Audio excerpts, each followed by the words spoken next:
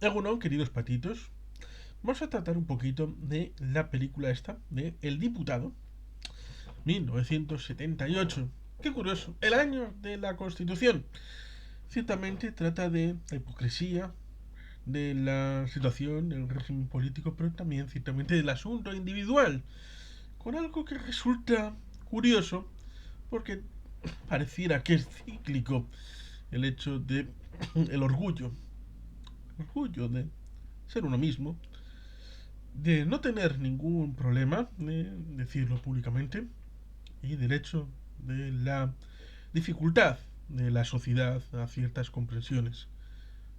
Tenemos el personaje de José Sacristán, que a los 15 años, cuando entra en política, a pesar de ser clandestina, evidentemente, y por consecuencia tener que ir a la cárcel, en la cárcel empiezan con un tipo ahí, despiertan unos efluvios, se fija a través del calzoncillo en el miembro viril de uno que hay allí y por tanto eh, hay esa conexión cósmica de estos dos personajes. El que simple y llanamente que quiere vivir su vida y digamos que alguno definirá como apolítico, apartidista. Simple y llanamente es lo que es y se convierte luego en chapero, tiene una vida marginal, pero al que el partido le obliga a casarse con una compañera de partido, a quien le meterán en esas primeras elecciones de 1977 como diputado, de ahí el nombre, el diputado, pero con ese background, y sobre todo con esa doble situación. Primero, el hecho de que descubran que este tipo es un mariquita. ¿Cómo vamos a tener a estos en la élite, como es en el legislativo, mandando en el país? Esta gentuza degenerada. Y, por otro lado, son marxistas-leninistas, un partido marxista-leninista en el Congreso de los Diputados. Pero si hasta hace 4 días, en el espíritu del 18 de julio, en el glorioso alzamiento, esta gente estaba por la ley de vagos y maleantes, se les podía meter en la cárcel solamente por mirarte mal o tener una mirada lujuriosa concupisciente y pensar que se estaban tirando los tejos. ¿Cómo puede ser que estos marxistas-leninistas puedan estar en el Congreso? Hay que tratar de evitarlo. Hay que tratar de descarrilar la transición. ¿Cómo? Con chantaje, atentados, terrorismo. No solamente existió el de ETA, sino también de grupos de extrema derecha, como aquellos que atentaron en Atocha contra los abogados laboralistas. Entre los supervivientes estaba una que acabó siendo alcaldesa de Madrid. ¿Mm? Lo cual ciertamente nos lleva a esa imagen, fresco, de esta historia hecha por Eloy de la Iglesia. ¿Podemos definir esto como cine kinky? Escribe el guión. Está José Sacristán en esta película. También Agustín González, un clásico de la cinematografía española del último cuarto del siglo XX, sobre todo, donde ciertamente es una trama que habla de la homosexualidad de la época, de la turbulencia en la vida política, de la transición y de esa hipocresía de algunos a la hora de trasladar la imagen pública al respecto de lo que es en realidad cierto candidato de la derecha fue, dicen, obligado a ser casado a pesar de su homosexualidad evidente para las apariencias. Cosas que si alguien lo busca en San Google encontrará quién es el referido y que se casó un 28 de diciembre. Muy curioso y muy particular a la hora de hacer un acto como el del matrimonio en un estado como el español, en el que ciertamente en ese año 1978 se decidió que la Constitución que venía firmada el día 27 de diciembre no se publicara en el Boletín Oficial el 28 de diciembre por las consecuencias en chirigotas de los siguientes años, y se decidió postergarlo a publicarse el 29 de diciembre. En esa España, evidentemente, es en la que vive esta historia. Esa historia en la que algunos colectivos en el siglo XXI de LGTBIQ+, aunque antes eran denominados como gays y lesbianas, y yo mismo en 2004 en un congreso en Biarritz fui el que enmendó todo el texto de la ponencia para incorporar e incluir a colectivos más allá de gays, que era la denominación genérica que estaba en la ponencia. Por lo tanto, ciertamente, aunque no sea un experto, conozco esta situación de encubrimiento, de hipocresía respecto a dar una pátina de progresía, y que algunos de estos colectivos piensen que están mejor en la marginalidad y que están mejor en la subvención y en el oh pobrecitos de nosotros, venga, cuídame un ratito, en vez de tratar de salir por otras vías y dar preeminencia a su situación de dificultad social para cronificarla y permanencia en la realidad hacia el futuro. Evidentemente aquí se transmite el hecho individual y colectivo. Como decía, estaba la ley de vagos y maneantes, el hecho de la... eh, evidentemente la ley aquella contra la masonería, muchas leyes de represión social a la hora de meter en la cárcel a este tipo de gentes, despiados sociales, que evidentemente tendría más impacto cuando uno de estos se convierte en abogado laboralista, tal vez, como los de Atocha, y que teniendo ese pasado, que nunca se lo niega a su señora, pues evidentemente tiene esa dualidad de imagen pública e imagen privada, que en mayo del 68 empezará a establecerse esa idea de que cuando uno públicamente se proclama revolucionario, pero en la vida privada no tiene un comportamiento ejemplar, pues evidentemente puedes decirle, usted dirá que es un revolucionario, pero en su vida privada usted es un facha. Porque mire lo que hace en casa, mire lo que hace a sus amigos, mire cómo se comporta particularmente respecto al medio ambiente o otros asuntos. Por lo tanto, la complejidad de la personalidad se amplía y en este caso, ciertamente, tenemos esta persona con esa vida pública y vida privada. Y vida privada en dualidad. La vida privada de corte más tradicional para cubrir esas formas de fluvios, de exacción de la personalidad concupisciente de interior que con 15 años ahí se devino en lujuriosa, pero sincera. Y por tanto, ciertamente, esta película, que alguno tal vez diga que es cine kinky, evidentemente es una película a incorporar a la forma de relato de la transición. Un partido marxista-leninista, ciertamente, con el secretario general y con el personaje de José Sacristán como diputado, evidentemente confrontado, no solamente a esa hipocresía, sino a la extrema derecha, porque ciertamente la película, que dura 107 minutos, que es de ese año 1978, pues ciertamente podemos hacer un breve descriptivo de la película. El personaje protagonista es Roberto Orbea, que es un diputado de un partido de izquierdas en esas primeras elecciones democráticas de la transición, la de 1977, que va a ser elegido secretario general de su partido al día siguiente.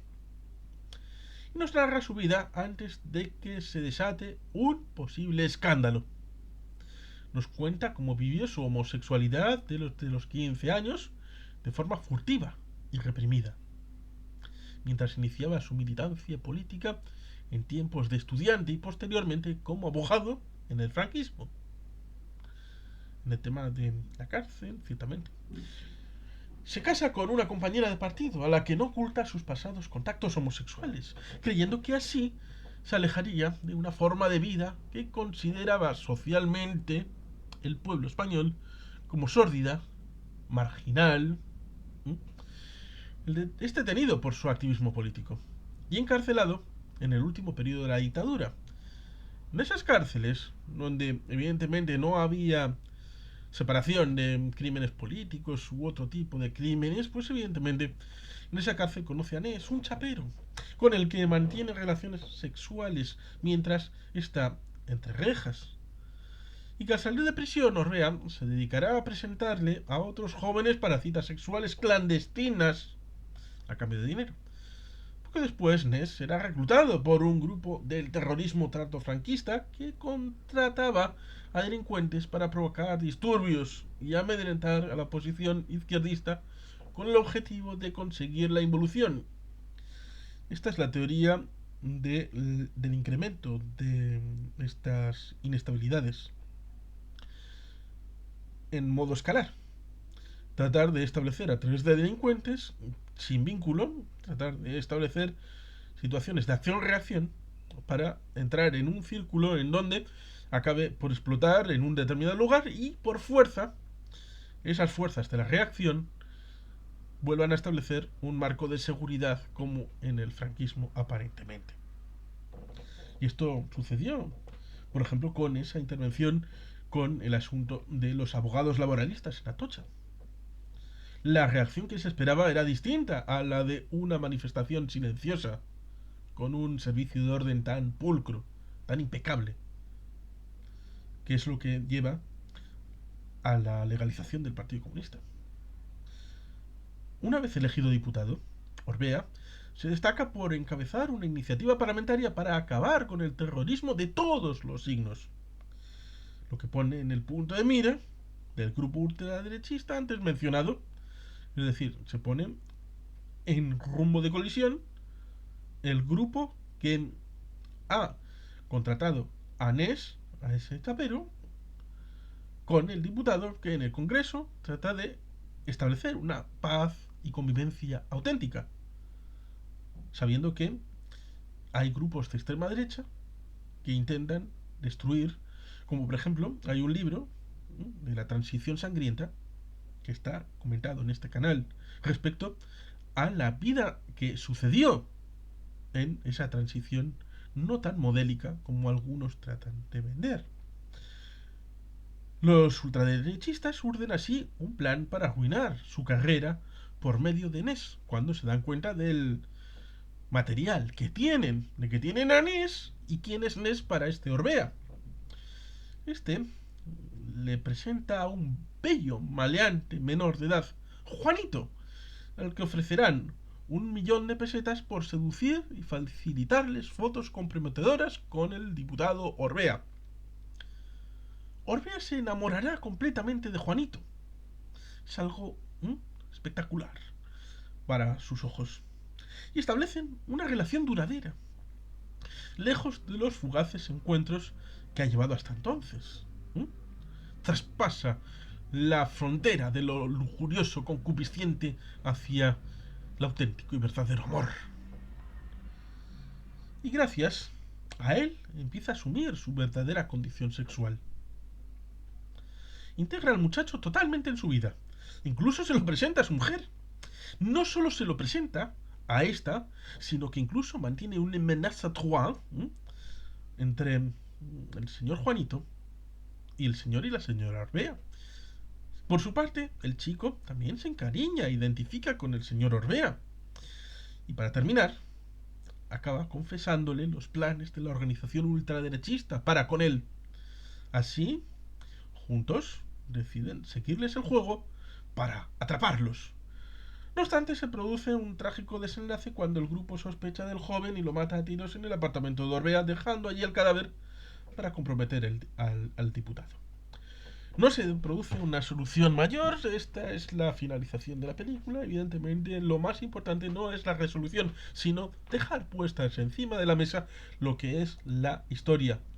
Poner encima de la mesa a qué nos puede llevar la hipocresía, el tratar de poner en la vida privada en topes por moralidad prejuiciosa preexistente y por lo tanto ciertamente elementos que no solamente suceden en 1978 sino que también en 2023 porque nos encontramos con gente que lo primero que hace al entrar en el ayuntamiento de Bezana en Cantabria es quitar la bandera del arco iris y luego a una situación de una película con Buzz Lightyear donde en una entrada de una habitación en un segundo, como máximo que 3 segundos, se dan un piquito dos mujeres, se establece la idea de que es una película homosexual, que promueve los valores homosexuales, que socializa la homosexualidad y que nuestros queridos niños tienen que pasarse a la homosexualidad. Esto pasa en 2023. Por eso, películas como esta, como El Diputado, establecen un marco general en donde hay que establecer que las cosas han cambiado, sí, pero la mentalidad de algunos siguen estando en la mentalidad de entonces, de hace 45 años. De hace 45 años. Y por tanto, ciertamente hay que ver estas películas de Eloy de la Iglesia, del Diputado, de un magnífico José Sacristán, de esta idea en donde la construcción de la identidad, de construcción del ser, de uno lo que es, en donde evidentemente esto se puede pensar que la homosexualidad es un asunto del ser humano y ya está, simple y llanamente porque cuando nacemos todos somos mujeres y entonces derivamos con el cromosoma XXXY a la hora de transmitir la idea de que la mitad entonces pasamos a convertirnos hombres y abandonamos el hecho de ser mujeres con la situación de nuestros órganos genitales, para adentro, para afuera. Pero es que en la naturaleza, en los otros animales, porque nosotros también somos animales, en los otros animales hay decenas y decenas y decenas de especies que tienen comportamiento homosexual, sea por tema sexual o por tema concupisciente. Y por tanto, ciertamente, esto es un rasgo natural. Natural, no inducido. Y por esa base racional de este asunto, no deben de ponerse puertas al campo. Y por eso, ciertamente, películas como esta, transmitiendo esas dificultades surgidas de un régimen dictatorial que tenía un modelo de familia, un ideal de familia, el del nacionalcatolicismo, pero que translucía por detrás hechos como el tema del aborto. Sí, las mujeres pobres podían abortar en la rebotica, jugándose la vida, clandestinamente. Las ricas podían ir a Londres, a Suiza, abortar, volver y que todo estuviera controlado. Ningún problema. Y quien dice el aborto dice un montón de cosas que oficialmente estaban reguladas según el dogma nacional católico, pero que había excepciones para los que estaban afines al régimen. Y eso no puede ser. Cualquier libertad debe ser para todos y cualquier igualdad debe ser para la sociedad en su conjunto. Y en los modos de sociedad deben ser incorporados todos los que dentro de los derechos humanos incorpora para la no discriminación. Y por eso una película como esta aún sigue siendo importante. Importante a la hora de transmitir unos valores y unos comportamientos en donde, a pesar de las dificultades, el personaje de Orrea puede descubrirse a sí mismo tal y como es, no como tal y como quieren otros que sea. Y esto es realmente importante. Y por eso recomiendo vivamente esta película que me sorprendió cuando la vi por primera vez y por eso creo que en estos momentos es una película que merece la oportunidad verse. Y sin más, queridos patitos, es que ricasco, agur berobat, Betty Gepian.